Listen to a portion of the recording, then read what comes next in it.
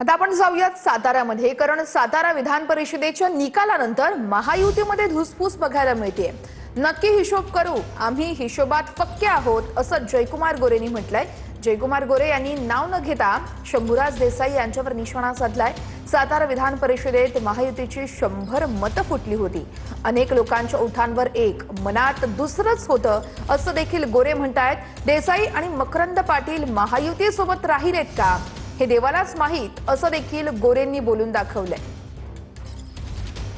मतं किती पडायला पाहिजे होती, मतं कुणी दिली नाहीत, काय घडलं या संदर्भात नक्की आम्ही हिशोब करू आणि हिशोबात आम्ही पक्के आहोत, काळजी करू नका। परंतु महायुतीचा उमेदवार म्हणून आज धैर्यशील दादा विजयी झालेले आहेत। वेगवेगळी गणितं आपल्याकडे या निवडणुकी संदर्भात होती, आपण सगळ्यांनी अनुभवली पाहिली आहेत।